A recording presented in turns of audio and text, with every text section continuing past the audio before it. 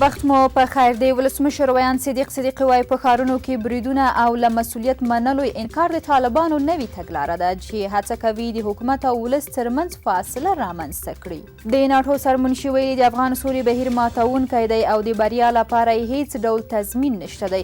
هغه زیاته کړې په افغانستان کې د روانو جګړو د پای ته رسیدو یوازینۍ لار په قطر کې د افغان دولت او طالبانو ترمنځ خبرې دي.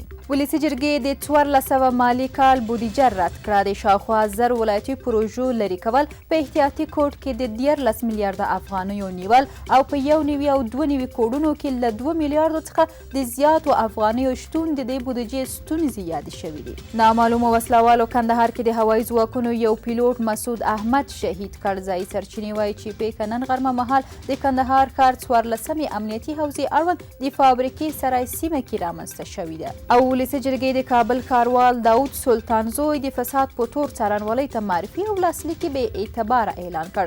داود سلطانزوی د ولسي جرګې نننۍ غونډې ته د ځواب ویلو لپاره نه و حاضر شوی.